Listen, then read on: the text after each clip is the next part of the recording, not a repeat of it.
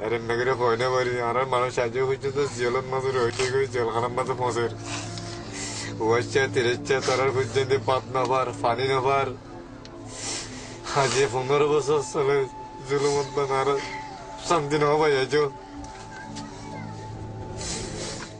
At the end of a jetty on the coast of Bangladesh, the sound of misery rises up above the wind and the waves. 140 men and boys have been caught by the Coast Guard. They're Muslims from neighbouring Burma, and they're pleading and praying for their lives. "Oh Allah, save us," they cry.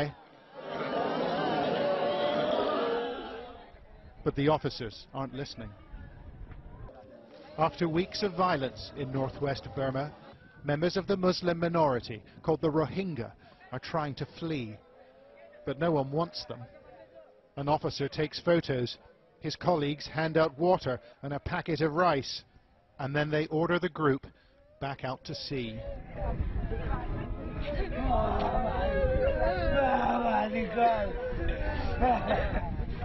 Their boats are leaking and they're badly overloaded, but it's not the voyage these men fear most. It's returning to Burma.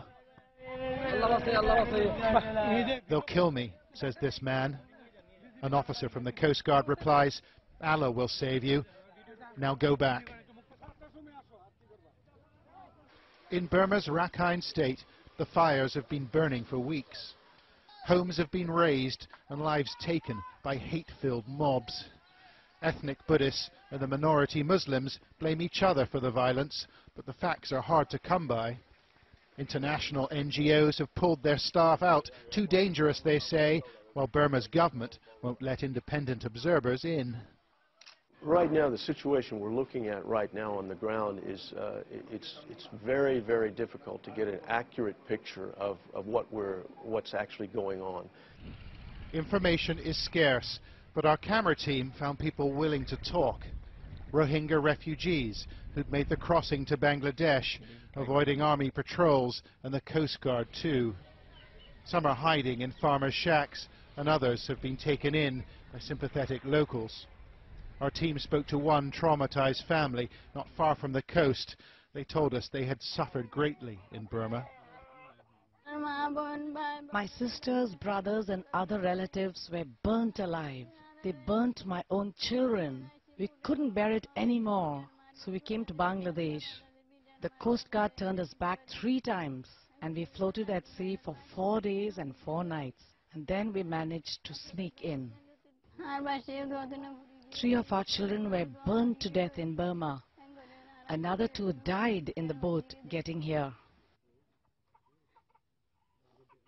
Like other Rohingya refugees, members of this family told us that policemen and members of the military in Burma took sides, participating in attacks on Muslims. Muhammad Islam says he saw a Burmese helicopter attack boats packed with refugees. There were 3 boats together when we set off, and another 3 followed us. The 3 boats that lagged behind were attacked by a helicopter and caught fire. He thinks almost 50 people were killed, although Burma has denied the allegation. The helicopter was circling in the sky. We saw something reddish fall on the boats, and instantly they exploded into flames.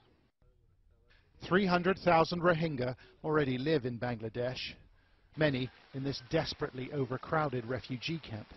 And the government here says it won't take any more. The Rohingya are Burma's problem. But some have made it through, like these famished refugees eating rice on the floor of our team's hotel room. Everyone wants to take shelter in Bangladesh, but they can't get in. The police are everywhere. Mr. Shakur painted a distressing picture of his hometown, of residents and neighbours consumed by hate and bloodlust. They slashed our children. They put a sharp sword on the ground. They held infants above the sword and let the infants fall on it. They killed the babies that way. Did you see this happen? We asked him. Yes, I did. I saw it with my own eyes. They are shocking allegations, but is anyone prepared to listen? Burma's opposition leader, Aung San Suu Kyi, was feted in Europe for her stand against the country's military leaders, but she chose not to speak up for the Rohingya last week. She said she didn't know whether they were Burmese. We don't know what happened to the men and the boys we filmed on the jetty in the Bangladeshi town of Teknaf. A local contact said 5 of the boats pushed back into the sea had disappeared by the next morning. But like much of the testimony we've heard, we've been unable to verify it. It's a catastrophe for a little-known group of people that nobody seems to want. Only dialogue and generosity and human decency will prevent further loss of life.